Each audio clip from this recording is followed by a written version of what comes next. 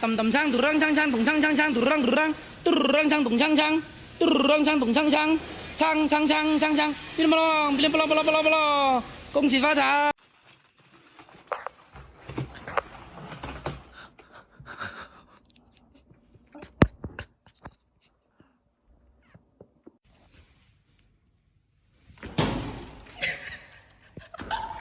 财下班去了。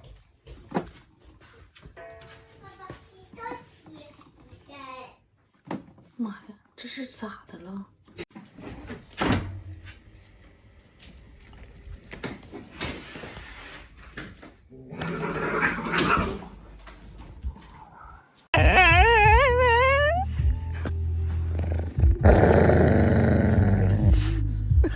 你真的会找办法。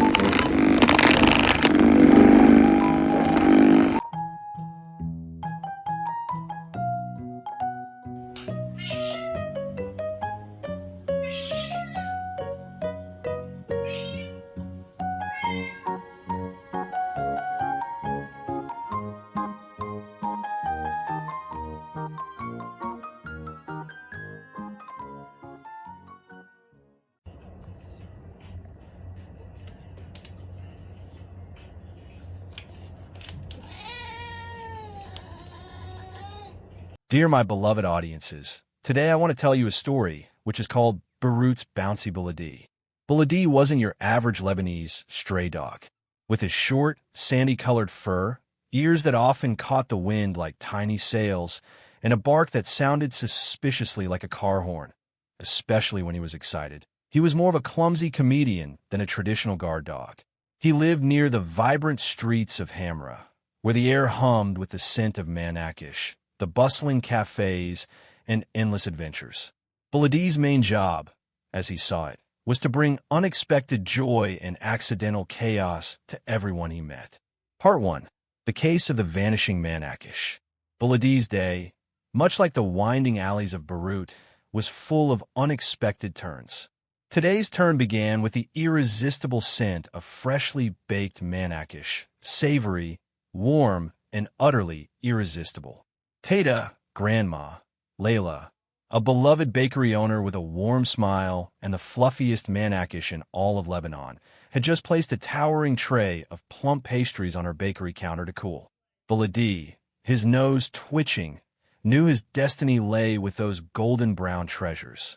He initiated his stealthy street sniffer approach, which involved a slow, almost slithering glide across the tiled pavement, until he was practically a furry shadow under the bakery counter. His tail, however, had a mind of its own and kept thumping a rhythmic thump-thump-thump against the metal legs of the counter, sending tiny vibrations through the busy street. Suddenly, a playful gust of wind, a common occurrence from an open shop door, decided to join the fun. It swept through the bakery, catching the light tray of Manakish just so. The towering pile of pastries, soft and inviting, took flight. They scattered across the polished floor like edible, brown frisbees, some even rolling with soft plops under nearby tables. Buladi watched in a mixture of horror and delight. His potential breakfast, scattered. This was a case of cosmic proportions, the case of the vanishing Manakish. He charged towards the scattered treats, barking joyful and slightly panicked, orders at the bakery chairs. Hold it right there, wooden suspects. The evidence must be consumed. Preserved. The chairs, unimpressed, remained still. Buladi tried to gather them. He nudged them with his nose. He tried to scoop them with his paws, and he even attempted to herd the rolling ones with his nose. This resulted in him slipping on a squashed Manakish, getting his sandy fur completely smeared with pastry crumbs, and emerging from the Manakish chaos looking like a very sticky, brown cloud. Tata Layla, seeing the chaotic and delicious scene, threw back her head and laughed. She brought out another fresh batch of Manakish, much to Buladi's relief. The mystery of the exploding Manakish remained unsolved, but Buladi suspected the wind, or perhaps those overly curious crumbs under the chairs, were far more mischievous than they seemed. Part 2. The Great Rauch Rock Race Mix-Up. Buladi had a deep admiration for the daring swimmers who leaped from the famous Rauch Rocks into the sparkling Mediterranean Sea. He admired their bravery, their graceful dives, and their ability to glide effortlessly through the water. He also believed he possessed a unique talent, cliff diving, or at least enthusiastic jumping. He just hadn't quite perfected the actually swimming gracefully part yet. One day, a small group of young divers was preparing to leap from the lower Rauch Rock into the sea. Buladi, seeing his chance to demonstrate his diving skills, decided to assist. He approached the edge of the rock cautiously, took a deep breath, and, in his best dive commentator bark, let out a series of booming yips, punctuated by dramatic sneezes as the sea spray tickled his nose. He believed he was conveying important instructions. Divers, my dear, the water is ahead.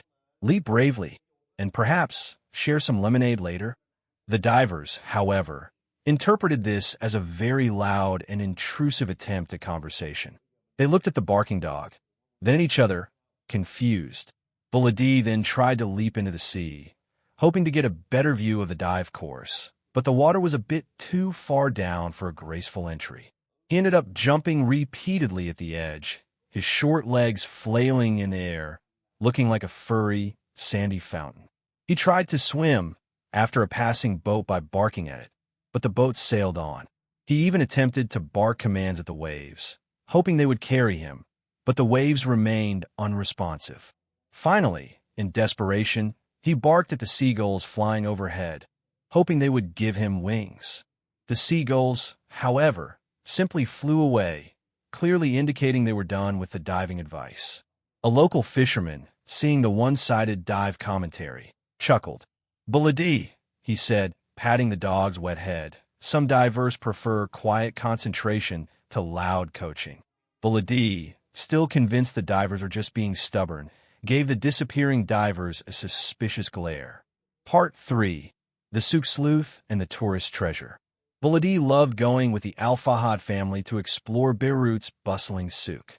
He loved the ancient scents of spices, the vibrant colors of fabrics, and the endless stream of tourists who often dropped small pieces of naif, a sweet cheese pastry.